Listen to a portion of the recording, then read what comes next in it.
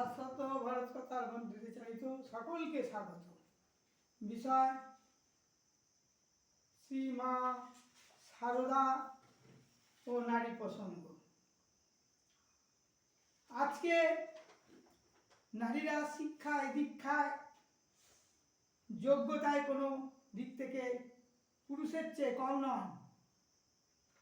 আমাদের ভারতবর্ষের চিরন্তন নারীর যে আদর্শ, সেই ত্যাগ, ক্ষমা, সুন্দর দৃষ্টি, মাতৃত্বের মহিমা, তা আজকে নারীদের মধ্যে খুব একটা দেখা যায় না।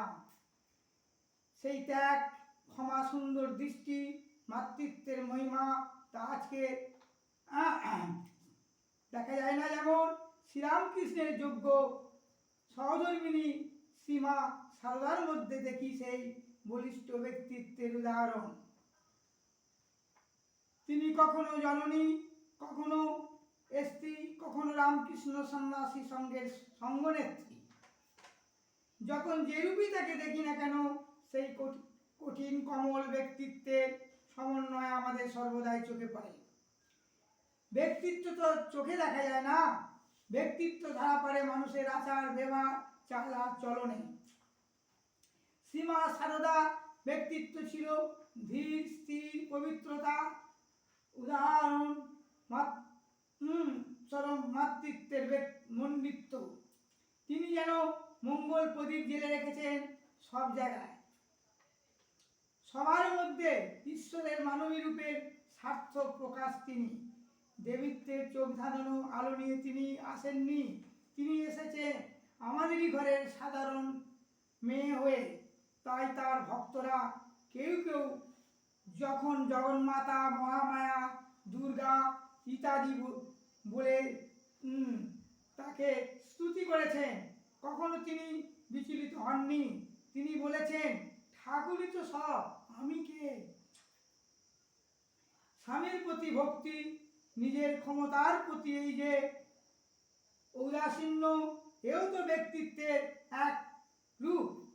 আজ নারীরা রাজনৈতিক অধিকার, শিক্ষায় অধিকার, অর্থনৈতিক অধিকার, এসব অধিকারই পেয়েছে, কিন্তু তবুও আজ নারীরা কি যেন হারিয়ে চলেছে, যার নাম হচ্ছে স্নেহ, মমতা, প্রেম, শান্তি। নারীর নারীত্বের মহিমায় পুরুষ যে নতি স্বীকার করে, সে বলি আজ নারীদের হারিয়ে যাচ্ছে। সেখানে ব্যক্তিত্বে শ্রীমা সারদা কি ঠাকুরের সব অভিমতি মেনে নিতেন? তিনি তো ঠাকুরের কাছে কখনো কখনো তার প্রখর ব্যক্তিত্বের পরিচয় দিয়েছেন। যখন ঠাকুরের কোনো মত তার পছন্দ হয়নি, তাই ঠাকুরের আপত্তি সত্ত্বেও চরিত্রহীন নারীকে কাছে টেনে নিয়েছেন, পেরেছেন। এসো মা, ঘরে এসো বলতে পেরেছেন। শরণাগতকে রক্ষা না করলে ভগবানেরই মহাপাপ হবে। আজকে তথাকথিত শিক্ষিতা নারীরা বাইরের চাল চলনে প্রগতিশীল হলেও মনের মুক্তি ব্যাপারে মধ্যযুগীয় নানা কুসংস্কারে আবদ্ধ রয়েছে। অথচ শ্রীমা সারদা আচার আচরণে মধ্যযুগী হয়েও অন্ধ কুসংস্কারকে কখনোই প্রশ্রয় দেননি। জয়রাম বাটিতে একদিন মুসলমান ডাকাত আমজাদের এঁটো পাতা তুলে সেই উচ্ছিষ্ট জায়গাটি শ্রীমা সারদা নিজে হাতে জল দিয়ে ধুয়ে দিলেন। সেই সময় তার ভাতুষপুত্রী ও পিসিমা তোমার জাত গেল বলে চিৎকার করে উঠেছিল। এই কাজের জন্য শ্রীমা সারদা তীব্র প্রতিবাদ করেছিল।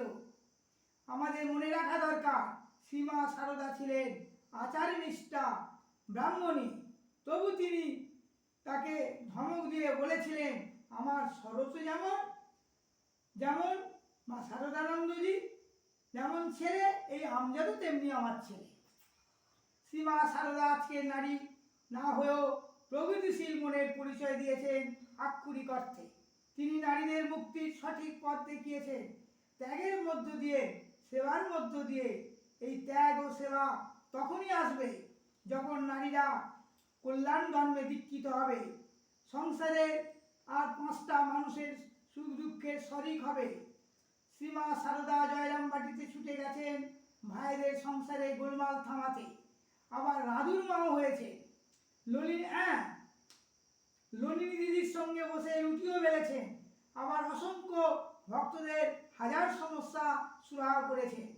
কখনো তিনি নিজের কথা ভাবেননি, নিজেকে পরের জন্য বিলিয়ে দিয়ে তিনি তো নিঃস্ব হননি।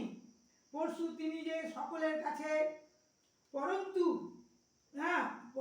তিনি যে সকলের কাছে পেয়েছেন অপরিসীম ভালোবাসা, শ্রদ্ধা। তিনি আজ সারা বিশ্বের মা। এই মা হওয়া তো আর সহজ কথা নয়। গর্ভধারিণী কোনো সন্তানের জননী না হয়েও যিনি ধনী দরিদ্র উচ্চ নিচ সকলের জন্যে তার স্নেহের আঁচল পেতে দিয়েছেন, সেই মাতৃত্বের কাছে কে না মাথা নত করবে। তিনি যে পাতানো মানব, সত্যিকারের সবার মা সারদা। পরিশেষে বলি, আজ নারীদের সবচেয়ে বড় দায়িত্ব হবে আদর্শ মা হওয়া। সন্তানকে সৎ শিক্ষা দিলেই তো সে সৎ নাগরিক হয়ে উঠবে। সন্তান কুপথে গেলেও তাকে সৎ পথে আনার দায়িত্ব তো মায়েরই। কুপথে ফিরিয়ে আনার দায়িত্ব তো মায়েরই। শ্রীমা সারদা সেই মা হতে পেরেছিলেন। সারা বিশ্বের নারী সমাজকে আজ তারই অনুসরণে মূলত মাতৃত্বের ভূমিকা নিতে হবে। শাসন, ক্ষমা, ধৈর্য, ভালোবাসা দিয়ে নিজের সন্তানকে গড়তে পারলেই তো ঘরে